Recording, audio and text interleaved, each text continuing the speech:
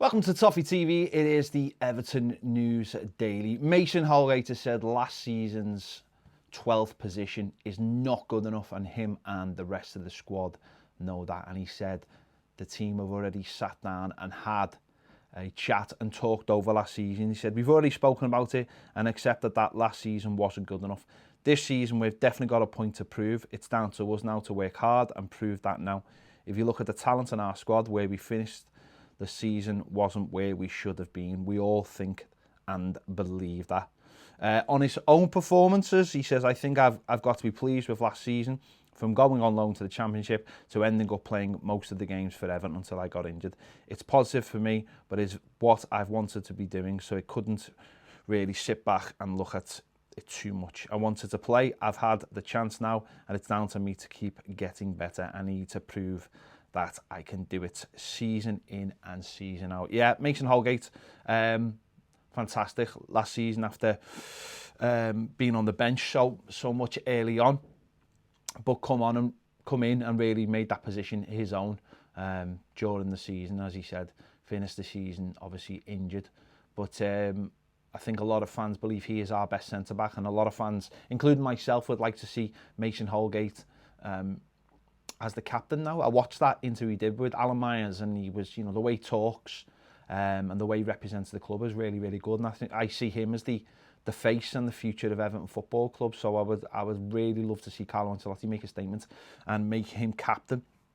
But the current captain, Seamus Coleman, he has lifted the lid on pre-season. He said training is very high intensity, and that is what the manager is getting across. Everything must be high intensity, working hard and staying with runners. I don't know how this pre-season would be with 6 weeks. The pre-season is different from other because of the shorter break, and the lads come back in better shape than they would have with 6 weeks off. It doesn't need to be eyeballs out in training, but it is very hard and the maximum effort is demanded.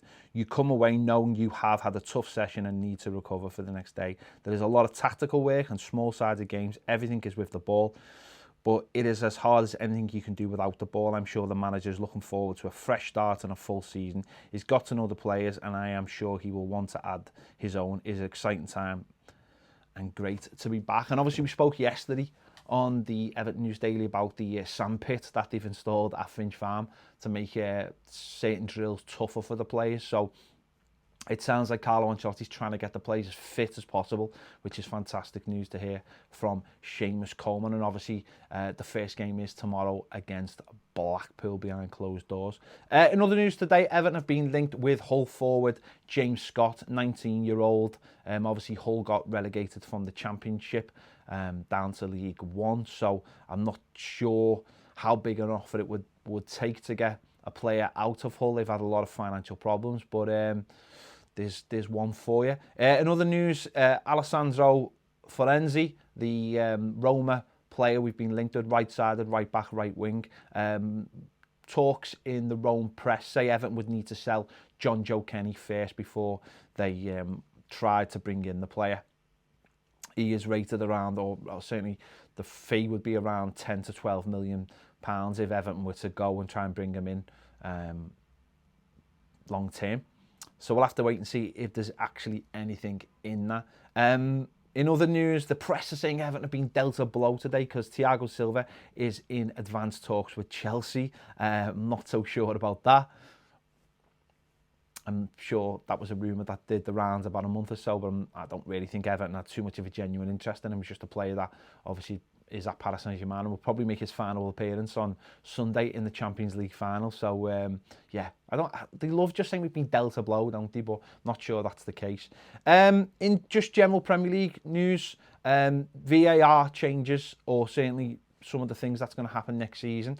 The ref will consult the monitors more often for goals, penalties and red cards. That's obviously something last season a lot of fans were bemoaning why decisions were being made by the assistant referee or the video referee and not the actual referee. But they're gonna get to grips with this season coming.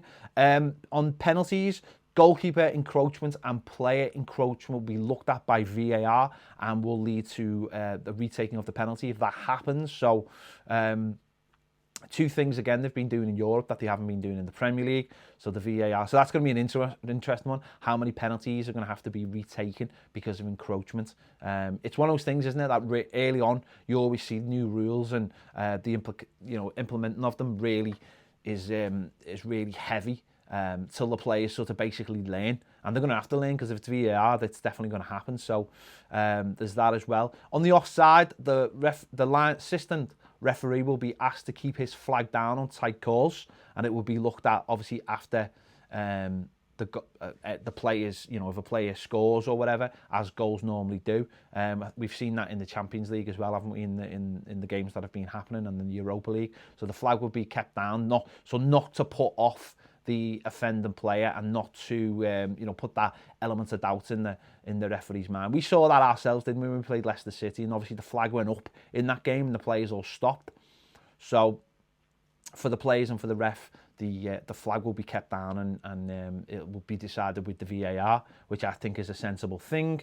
And also, there's no actual offside changes either. The rules have not been changed. So a lot of talk about changing how offside will be looked at because of how tight some of those calls were last season. But that's not changing, certainly for the season ahead. So don't have to worry about that, although I think a lot of people do. I think that's got to go to FIFA and be ratified. A lot of talk about the Wenger rule with the offside, which would be sort of like the reverse, where there'd have to basically be daylight. Any part of your body would be considered onside, which is a rule I'd be in favour of, but that's not been, I don't think they've been discussed yet at UEFA or FIFA level. So, yeah. So, also the other thing, just very finally as well, obviously TV for next season is apparently just going to show the games that they're supposed to show, which is very, very disappointing. It will mean that a lot of games will not be shown next season on television, and with fans not being able to get into the ground, that just doesn't make any sense to me at all. We saw at the end of last season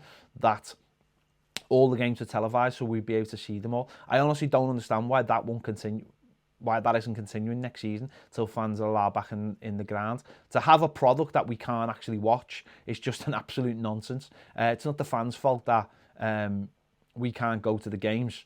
So that just seems to be an utter farce, and hopefully the more people that start looking at that and start complaining about it, then maybe that'll be changed, because I think it's got to be changed, hasn't it? The Premier League needs to have emergency powers to be able to show all these games on television till fans are allowed back in the ground. So we'll have to wait and see on that one anyway. There you go. This has been the Everton News Daily. Don't forget the Everton game tomorrow with Blackpool behind closed doors. The game is on the Everton website, so just go to the Everton website to find out how you can watch that game. Give this video a like, subscribe if you haven't already, and if you want more great videos, join us over on Patreon. We've got a fantastic video. Me and Andy, the pair, have done a video on should Everton buy a feeder club. That is on there now. Thanks for watching. See you later.